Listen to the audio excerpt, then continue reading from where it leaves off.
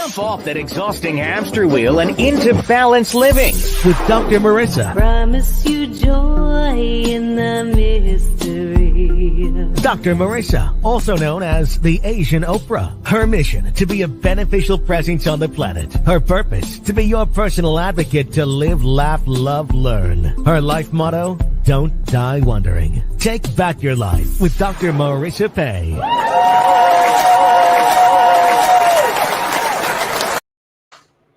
And welcome. You are tuned into Take My Advice. I'm not using it.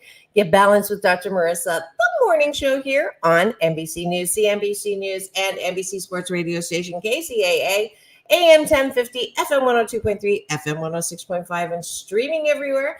iHeartRadio, Spotify, Stitcher, iTunes, TuneIn, Amazon Music, Audible, T Live, Rumble, and more. I am your host and actually co-host this morning because it is my first official with my side co-host. I was going to say sidekick, but you're really not a sidekick. You are my sound engineer, now being double dutied into my co-host, Sam Works. Please welcome officially this morning my co-host, Sam Works.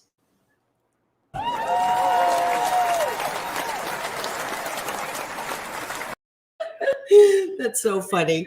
Yeah, you didn't beat me to it. We had a hiccup on there. So, and I realized this morning that those of you who saw the promo go out last night with his very cuteness on my promo poster as co-host for Thursdays now, that you're going to want to see him in studio. And we didn't really think that through because he's on the mic at the station. You know, I'm doing a remote virtual studio from my living room, but we're going to work on this so that you're going to actually see him as well. But for today, you're just going to hear him. So those on the AM FM channel will the voice in the background and becoming in the foreground will be Sam Works. And I'm going to do that little introduction exercise that I do with my guests sometimes. Sam, I don't have an answering machine. I have a questioning machine. And when you call me, it says, who are you and what do you want? So as you introduce yourself formally today, who are you, Sam, and what do you want?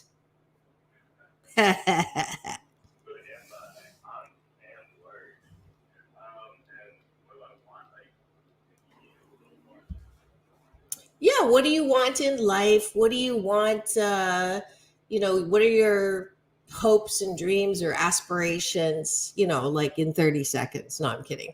What do you want? Like, what is it that you want? And it's interesting.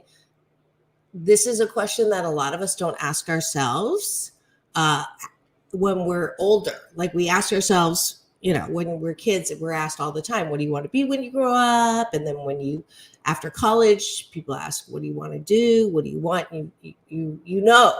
But when you're a little bit older, maybe you're not in that category yet. We stop thinking about what is it that I want? So the other reason for the question is, sort of to contemplate your belly button.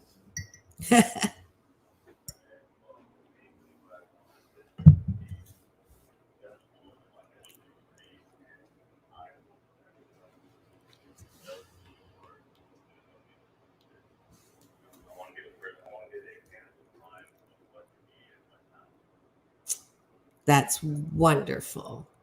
That's wonderful. So it's kind of weird because you've been doing this already for at least a month with me, but now that we've made it like official, it's like I've forgotten what we do. But we start almost every show, and certainly Thursdays, that's how I roped you into this, is being my the truth comes out, being my gratitude partner, having breakfast with me, taking a bite out of my gratitude sandwich. So that's what we're going to do. First off, not change that tradition because a lot of you have been so kind. I know I heard from a longtime listener supporter, Z, who said, I really like how you do the gratitude and appreciation in the morning and how it sets her up for, a more positive thought pattern throughout the day. So we don't want to lose that tradition, Sam. So 8 specific gratitudes is the top of the bun. What are we grateful for today? And since you know what you're doing, you get to start. You know what? I'm actually really grateful how the sun hits my window in the morning. Beautiful. I'm grateful for the sight of birds that fly in formation. That is always a sign to me that I'm on the right path. It's a beautiful sight, and I just like pull over if I'm driving and just watch it because it's just so beautiful, like Mother Nature dancing. And it's also a symbol of, it's not random and it's not chaotic. It is, beautiful. Life is an orchestra and a beautiful dance. I'm grateful for being in this time of era where I'm able to cook, like have a kitchen and stuff like that. There you go. What's your signature dish?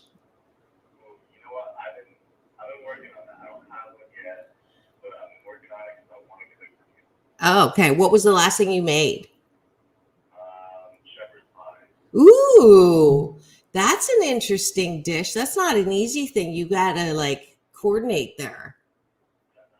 Was it good? Did it turn out good?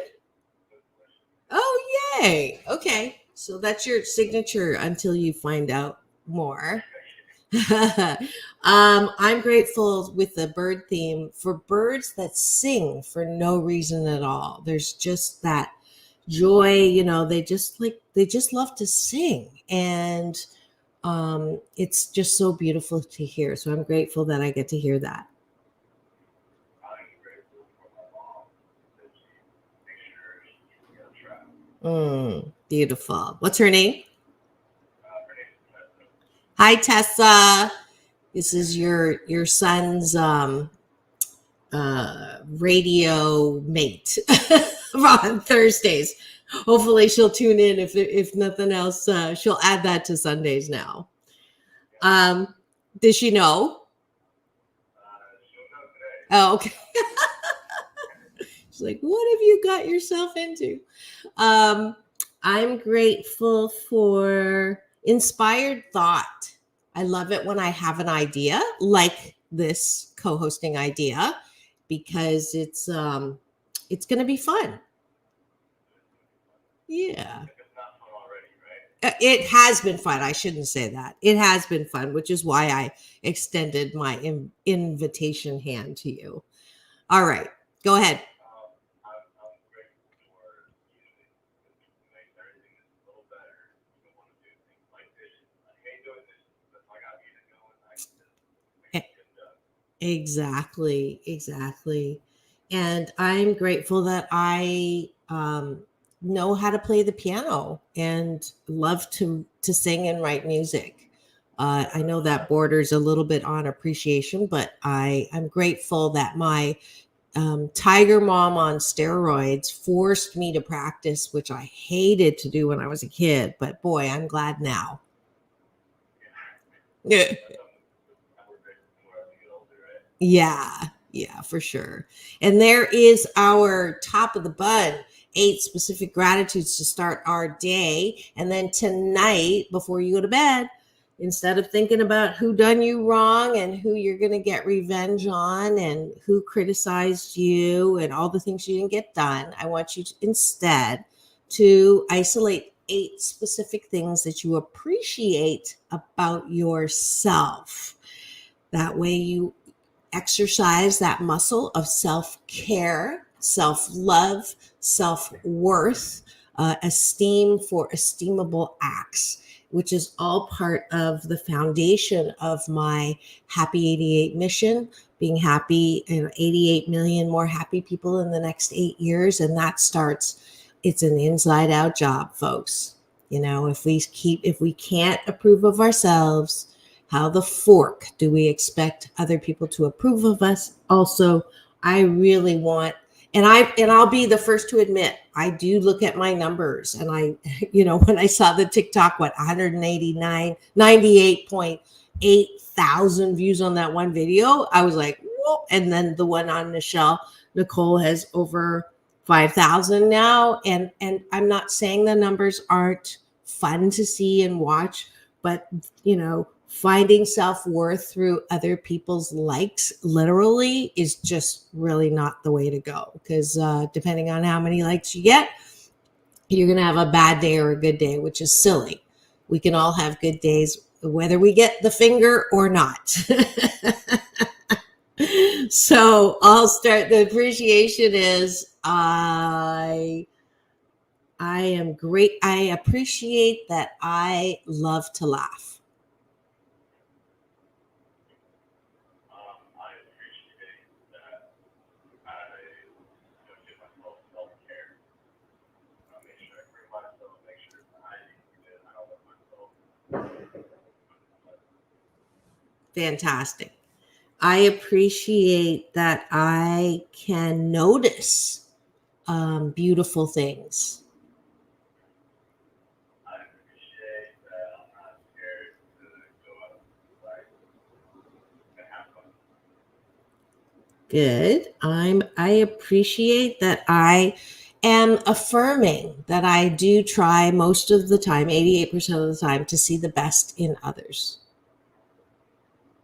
I appreciate that I can just run problems off. Like I don't want to do you or run me out. I appreciate that I can operate in an imperfect way 12% of the time and not beat myself up for it. I appreciate that I take opportunities and I'm not Fabulous. And there it is, the gratitude sandwich for the morning this Thursday, the first official day of myself and co-host Sam Works.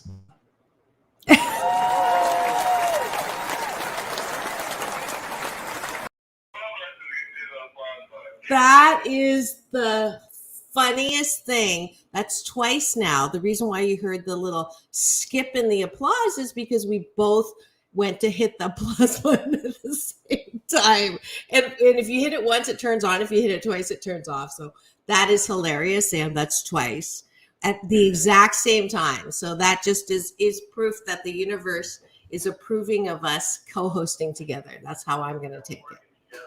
Exactly. And what better way to work together than to beat each other to applause? Hey, we're affirming each other. All right. So, Tuesday, for those of you who were tuned in, I was like, Sam, and Sam wasn't answering because he had to go out. Someone broke a window in his car. And, here I am like, what the heck is going on? And then I felt bad because he had to go on and take care of that. But what you missed, Sam, which is what I wanted to start off with, is I was reading from The Secret Language of Birthdays because, it's all about Leo season. I'm a Leo in 6 planets, which I'm happy to announce that my favorite astrologer, who actually did the reading years ago, is coming back on for my birthday next Wednesday on the air. And I'm super excited about that. So she is hilarious, Rachel Lang, and she really helped me understand why I am the way I am and also all about astrology and how it's not necessarily something that predicts who you are, but you actually chose to come in that way. So I'm so super excited about that. That'll be on my birthday, Wednesday, August the 10th. But Sam, I wanted you to give me your birthday. You don't have to give me the year, but the day and the month. And I'm going to read and see how accurate this book is for you. It is what? September 2nd. Okay. So wait, Oh, you're not a Leo. Okay, you're Virgo. Virgo. Yikes. My daughter's a Virgo. Her first selection in t-shirts was drama queen when she was like 5 years old. But mine was August 10th is the day of the velvet voice. Isn't that wild? Not ever knowing that I would, because that sounds like radio, right? Isn't that weird? It's very ironic. It's one of those what caught moments. I call them, what are the chances of that? Get it? Okay. September 2nd, you were born on the day of the business-like attitude. How do you like that one, Mr. Business? You right? I swear to God, it is like, I'm not making this up. Okay.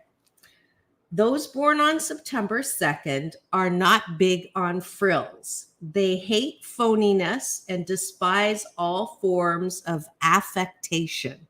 Not affection, but affectation. I don't know if the young generation knows that word, but it's an older word. But we'll come back to that. Rarely will they make excuses for their work or behavior. They also have little time for probing, analytic explanation of their motives, preferring to let their actions speak for themselves. September 2nd, people just want to get on with the job and indeed can become workaholics. Unfortunately, in the case of failure or breakdown, those born on this day may not have the inner resources to cope with what has happened to them or change course.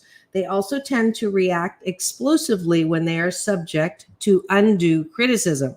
Because of this weakness, they generally come to depend heavily on a trusted associate or family member whose opinion they respect. Most September 2nd people present an unassuming exterior and do not go out of their way to draw attention to themselves.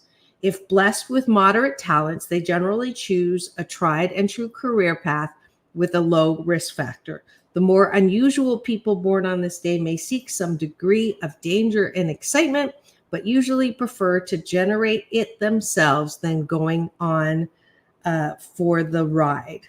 September 2nd view of the world tends to be egalitarian, and those born on this day can be quick to defend the rights of the average opinion.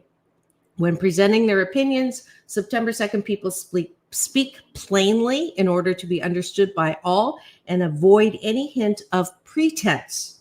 They are likewise averse to egocentrism, flakiness, or unnecessary complication of language or of thought for others. September 2nd people do, however, display great sympathy for those in genuine need or stricken by misfortune or calamity. Unfortunately, they themselves may refuse to seek help when they truly need it, suppressing fears and insecurities which can later erupt in sudden displays of temper and anger. September 2nd people are usually good at handling money and finances, particularly their own, even if they don't have that much to manage. Materially oriented, many September 2nd people are also strong physical types.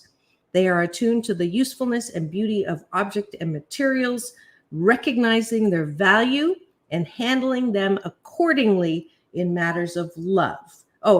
In matters of love, September 2nd people can be pretty particular about what they want and choose to settle for nothing rather than compromise their expectations. To say they are rather demanding of mates and lovers may well be an understatement. Yee! How much of that would you say is pretty right on? What percent? You know, I was going to say 88%, but I'm going to have to bump that up just a little more.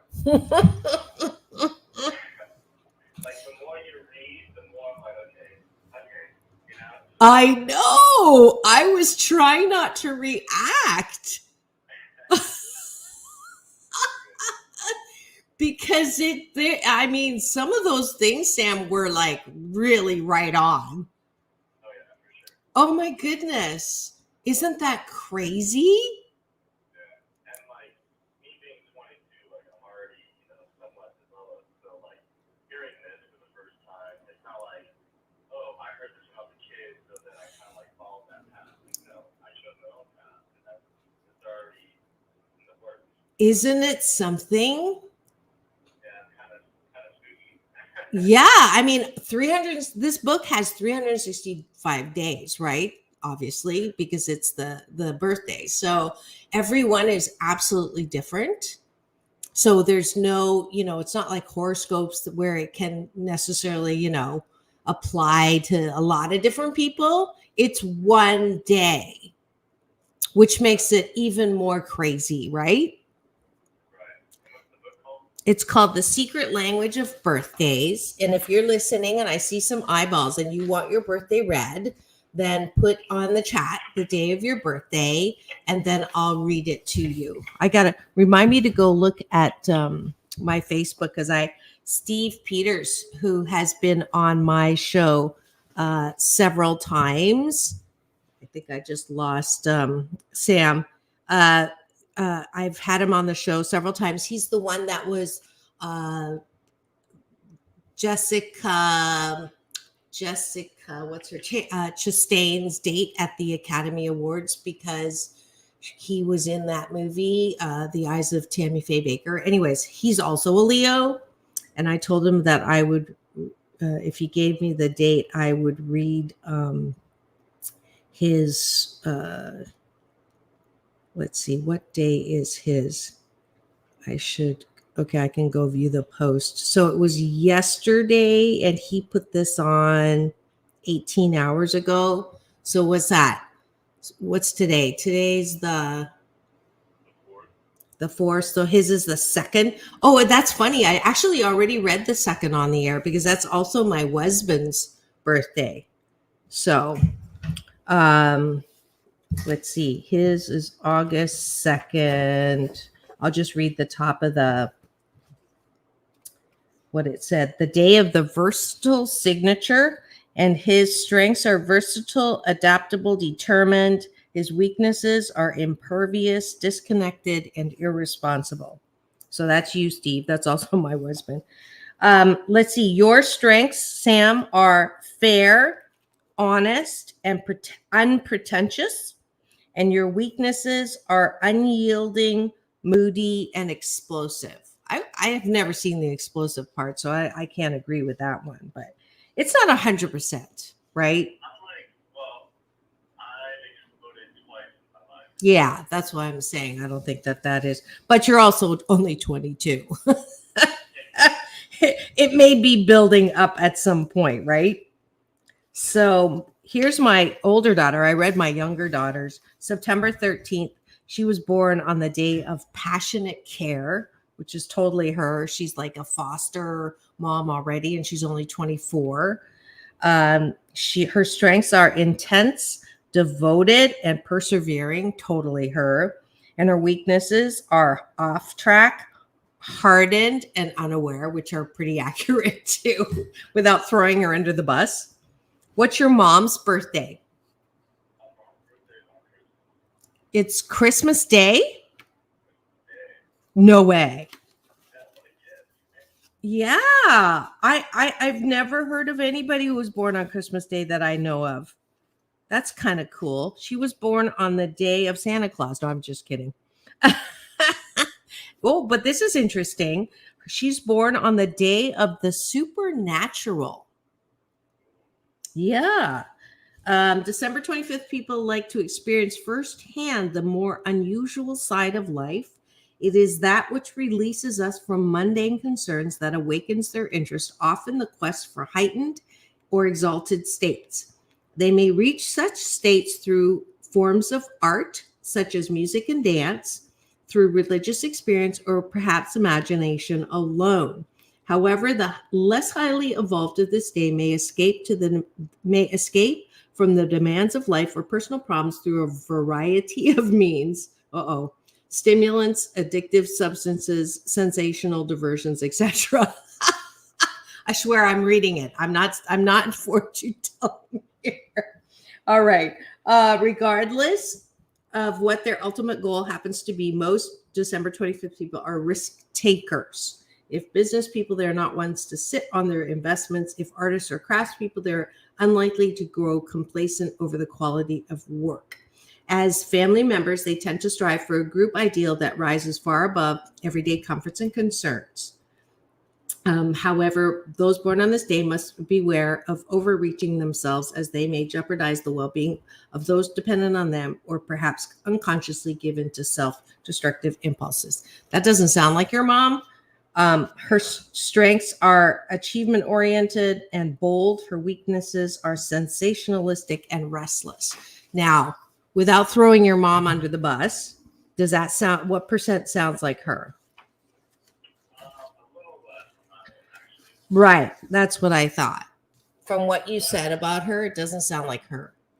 No, well, my oldest brother, he's watching us live on YouTube. Uh-huh. He wants you to do his birthday. Which is? It's on January 29th. Yay. I love participation. What's his name? Liam. Hi, Leon. Liam. Oh, Liam. Like Liam the actor? Yes. Oh, that's a cool name. All right, Liam, this is you, January 29th. You said 29th, right? Okay. You were born on the day of... I don't know. Well, we'll find out. The day of the compassionate combatant. Yeah, I was going to say, do you guys fight? Those born on January 29th stand up and fight for what they believe in, but only if necessary. They have great faith in the ability of reason and human understanding to prevail in most situations, and therefore attempt to work things out as best they can. Generally speaking, January 29th people are provocative only so that others can recognize the issues at hand, examine and discuss them, and make their own decisions. They are rarely, if ever, dictatorial and do not enjoy imposing their ideas on people. Perhaps their greatest satisfaction is both living and working together and with others in harmony as a team member. For the most part, active and productive in daily life, January 29th people have a remarkably passive side underlying their nature, which on the upside makes them open and accepting of others' point of views. The downside of this is they often stall, put off crucial decisions, and lose direction for periods of time. They are also capable of sticking with a profession they do not really like for years, rather than pushing themselves to find something better. Actually, they have a great need for security, which, no matter how radical or far out they seem, remains a commanding presence in their lives. The emotional lives of January 29th people are extremely complex, perhaps because they are rarely satisfied with status quo. For example, if they find security in a loving relationship, they may soon grow bored and desire to be free. If they live alone, preferring their freedom, they long for the kind of personal happiness and family life they see others having.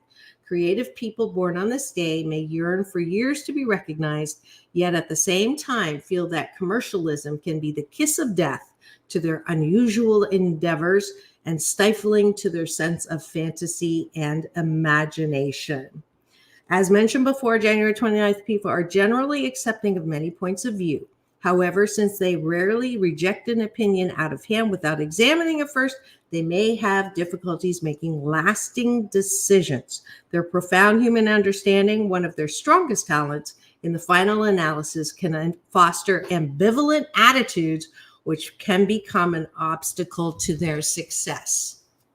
So, percent accurate? Yeah, probably like 95%. I don't know if your brother agrees with that. He does stand up for what he believes in, and he has millions of ideas that he wants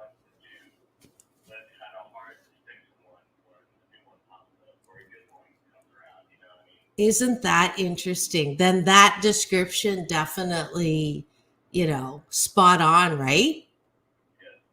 That is so, like, even higher than yours, would you say, or just as high? Yeah, I would say just as higher, maybe higher. That was pretty accurate. Like the whole time I was thinking that was picturing his face. I'm like, yep. That is hilarious. Now, he's your older brother? Yeah, He's the oldest. And can I ask how old he is? Embarrass him. Huh? 25. Okay, he's not that old. And here's the thing. Okay, so his strengths are reasonable, social, and fun-loving. His weaknesses are unsure, ambivalent, and passive. So that absolutely does sound like what we just described. So what's interesting is, and here's the thing, like mine is super accurate. I'll just read you the first paragraph, Sam, so you can see. Mine is like as high, if not higher than yours. It's Day of the Velvet Voice. August 10th, people project their image forcefully on the world around them. Theirs is a voice that literally must be heard. It is noteworthy that their mode of expression often assumes equal importance with the content of their statement. Thus, matters of style and technique figure prominently in their communication. August 10th people are often sought out by others for their liveliness and good humor. Highly dependable, there's nothing flighty about them, but they have a great capacity for making people feel good and thus make excellent entertainers. When they feel appreciated, when they feel appreciated, the ability of those born on this day to give of themselves, not only to loved ones, but to many with whom they come in contact in daily life, seems unlimited. Yet even giving can be an escape for avoiding the conflict, but important introspective work that needs to be done in order to bring their personality to full bloom. My strengths are attractive, fun, and vocally seductive, and my weaknesses are needy and lacking in self-trust. What percent of that sounds like your experience of me? I would probably say 100%. I don't know if you're needy or not. Right. Yeah, that one I've worked on. I can say that it's way less than it used to be, but it is like, it truly is more than 88% for sure. Isn't that wild though? Yeah. Like, how would it know that I would be in this position for on the air for 9 years, right? Isn't that crazy? That what? I wouldn't be surprised if they didn't put that in the book. Yeah, it's so great. Like, I mean, there's more, but I don't want to read any more because I already read this one when we did this on Tuesday.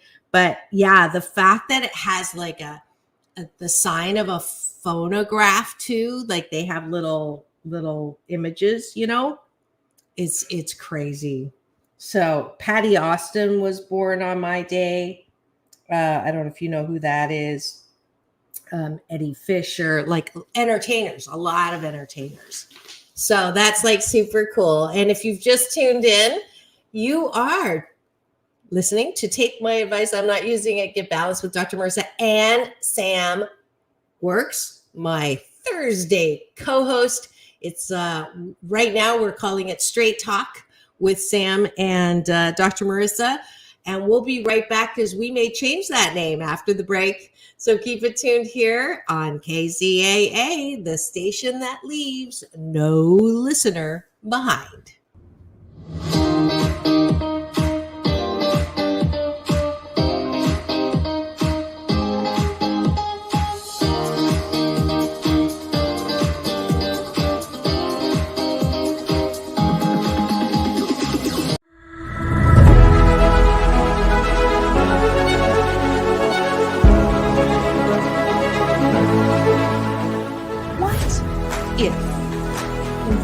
To the world was exploring the world. What if the question, what do you want to be when you grow up, little girl, turns into how many streets of life you have to explore? explore. What if the purpose of life is not to die with the most toys to leave our squabbling relatives? What if the purpose of life was to do things that we enjoy most of the time, have relationships that we enjoy most of the time, and use our unique talents, gifts, and abilities to fully express in the dash between birth and death? What if, as a direct result of this horrible pandemic, we could rise out of the ashes with a new PPP, post-pandemic possibilities? The sooner you turn "it's impossible" to "I'm possible," the what ifs become possible too. Because you are loving, lovable, and loved, wrapped in a warm blanket of worthiness. But it may start with getting out of bed and making it. What if starts with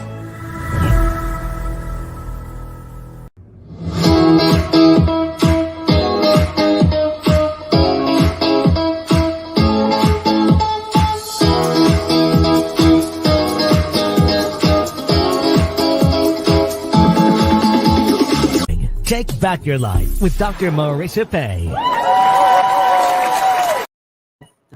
And we're back. You're tuned in to Take My Advice. I'm Not Using It. Get Balanced with Dr. Marissa and Sam. You got it. Here on KCAA, NBC News radio station, AM 1050, FM 102.3, FM 106.5, and streaming everywhere. iHeartRadio, Spotify, Stitcher, and my YouTube channel, where, like Sam's brother, he was tuning in and actually got to interact and ask for his own birthday to be read on the air. You can do the same thing on my Facebook as well.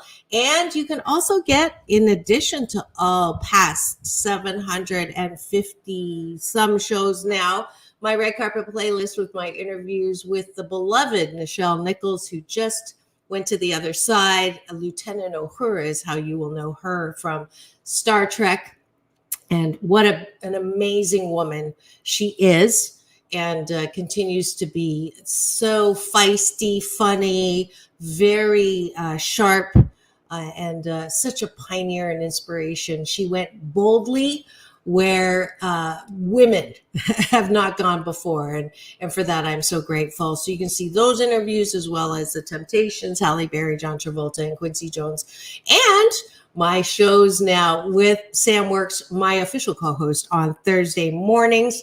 And we don't have a name yet for, or actually specifically what to cover. Right now, just as a funny, since we're both single and straight, I said straight talk with Dr. Marissa and Sam Works. But, you know, I don't want to limit us. We've had a couple of really fun shows talking about dating and single, post-pandemic dating. And I want us to sort of talk about that too as part of the show. But what do you think? What are some other things that you want to cover, or that you think this show should be about? Or should we just leave it open?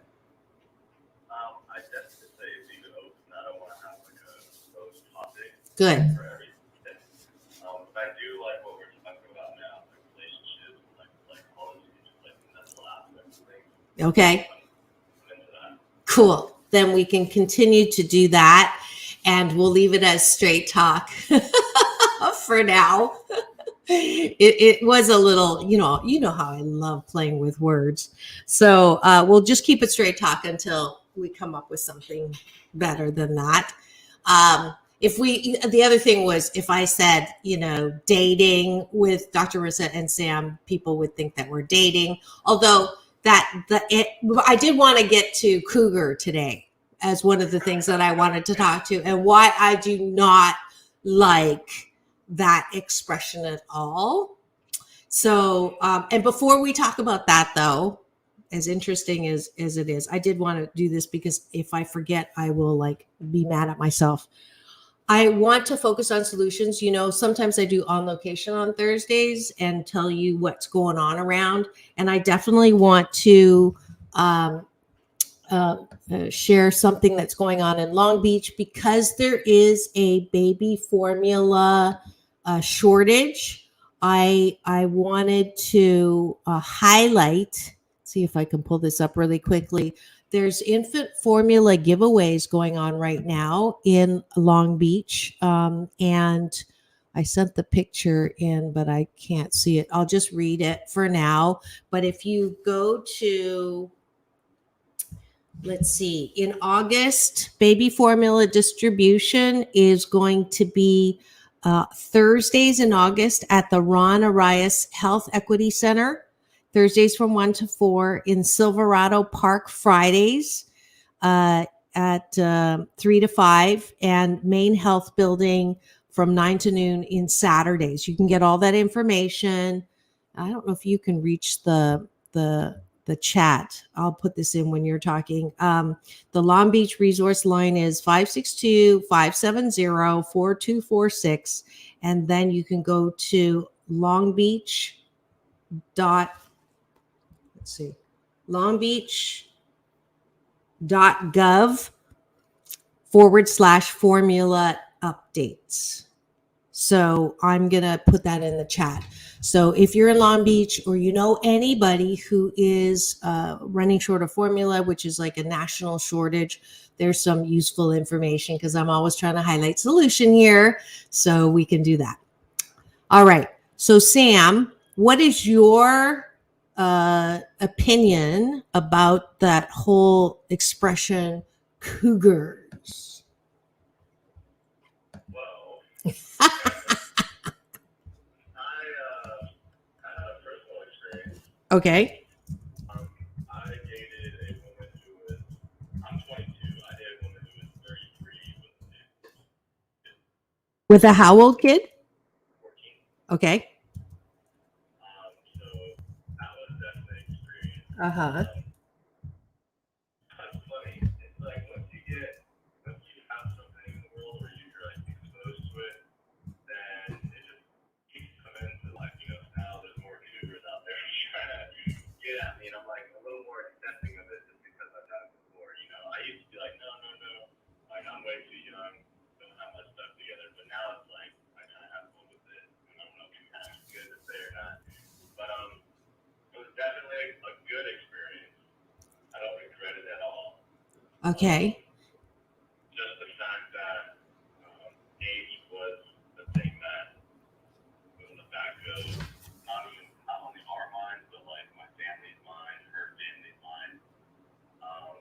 But she was very mature. There wasn't any young drama that you don't want to be in. Like everything was the way it should be in a relationship, as far as what I was looking for. But I mean, I guess it is kind of weird to society to see an older person or older woman with a younger man. And I don't know the psychology behind that. Maybe their libido is really high or something, like their sex drive. Kind of interesting. Yes. So, just so that people know, I did put that information for the formula shortage on the chat. So you can go look that up. Oh, here it is. Okay. I'm going to put this up as well. I have the ability. Okay. There it is. So you can take a look at that. Do you see that on the screen? Okay, good. So anybody that's experiencing baby formula shortage can take that down, take a screenshot while you're watching right now. All right, let's talk about cougars from the older woman, even though I'm ageless. From my point of view,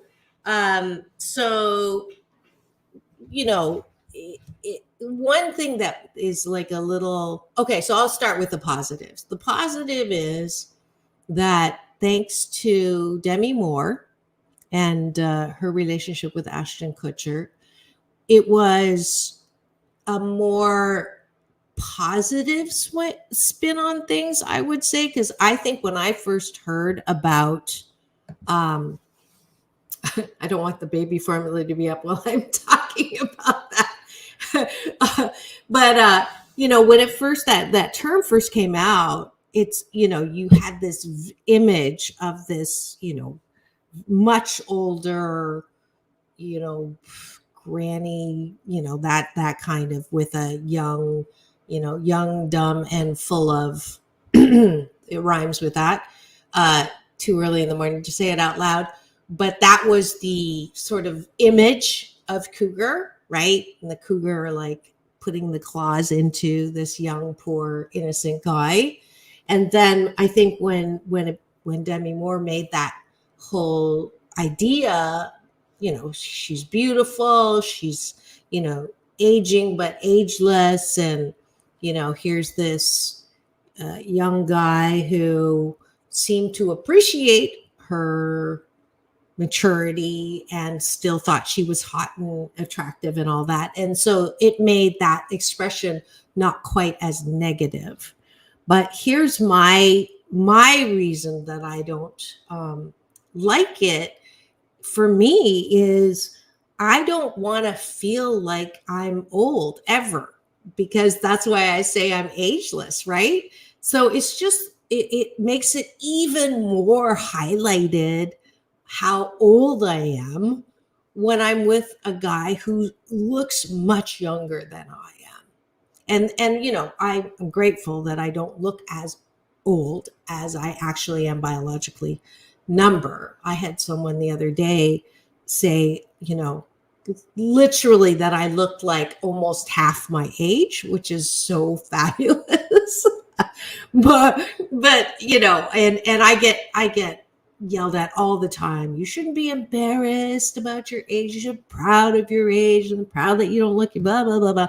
And it's like, yeah, but like I said yesterday with my Uncle Don, my dissertation chair, it's better to be thought smart than to open your mouth and disconfirm it. It's better to be thought young than to open your mouth and disconfirm it. So it is, we do operate on perceptions on how we look, right? So, and it is one of the three things that people see. Three things that no matter if people say, oh, I don't see your skin color, or I don't see your age, or I don't see your gender, that's bullshitaki, because in psychology, the studies are very clear. The first three things you see, as soon as you see a person, you make the judgment, is age, gender, and race. So there's no such thing as colorblind, because you do notice it, and there's no such thing as I'm not going to look at you for what I think your age is, because you do see it. So that's why I'm not crazy about that term. Does that make sense? Yeah. But here's the dilemma. And since it's straight talk, I'm putting the moose on the table. And this is my Canadian version of elephant in the room. So I am and for better for worse, I'm a sucker for attractive. And it's probably a double-edged sword because of the issues that I grew up with, that I have some body dysmorphia. I think I look way heavier than I do. I also think that I don't look as attractive as other people see me. I used to say, if I could see myself 20% the way other people see me, then I'd be good. Because when I look in the mirror, I don't see what other people see. I see a much heavier, older, not as attractive version of myself, which I've been working on my entire life. So I'm getting better at it, but I'm still, because here's the double-edged sword, is that I am attracted to attractive men, right? But I don't, when I'm with an attractive man, I feel inferior because I don't see myself as attractive. And so I don't feel comfortable because I feel less than with them. That's straight talk. It doesn't make sense, and it shouldn't be, and I should be way more evolved around this, but I'm just being straight with you. So if I date someone who is, and then I'm not attracted to, and that's again, it shouldn't be this way, and I'm ashamed a bit to admit it, but it's straight talk. I am not attracted to men who are not attractive, right? And if I'm dating older or even in my age set men, most of them have a dicky do. Not them all. Okay, you know what a dicky do is? When your tummy sticks out more than your dicky do. And the women version of that is a booby do, when your tummy sticks out more than your booby do. Yeah, isn't that horrible? It's a horrible, again, my defense is straight talk, but the truth is I'm not attracted to that. And yet I have one myself, which is why I made up my mind in Valentine's this year that I was no longer going to use my body as an excuse to not date. So I started working on my booby do. And you know that I've lost 27 pounds and have been working at it. It's harder and harder the more weight you lose, but I want to feel good about my body so that I can date again. So Well, it's weird to say, but I mean, and it sucks to say too, but usually overweight people will date overweight people, and like smart people will date smart people. So in your case, attractive people will date attractive people. So whether you think you're attractive or not, you're already in that category of attractive. and that's why he's my co-host. Well, thank you very much for that. I'm working on seeing myself as 88% attractive, and it's really cute. People message me and guys will say, "You're so hot. Don't, let that voice," but I'm working on it. But anyway, so that's where that is. And we definitely did have straight talk, and we're coming up to the end of the show. So I want to make sure that I tell you the great news of upcoming guests on Monday. I have a close friend of Betty White who's coming on to show pictures and letters and talk about how beautiful Betty White is. On the other side now, we lost her earlier this year, but we didn't lose her. We know where she is. So she's coming on. Her name is Arlene Klein. She's the beautiful wife of Ron, who created the magnetic strip on the back of your credit cards. Tomorrow, I have also a new co-host. Her name is Cynthia Coffey. You've seen her here. She's fabulous. She's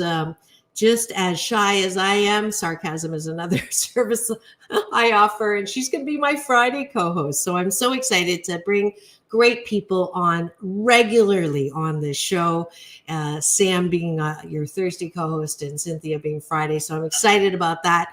I know I'm running out of time. Sam, do you have anything you want to leave with our listeners until you come on again Thursday? No, we'll leave it as a teaser. I hope you guys enjoyed the show, and next week I'll be here. Fantastic. And we'll see if we can get his mug on so you can all see why I picked the topic of cougar for today.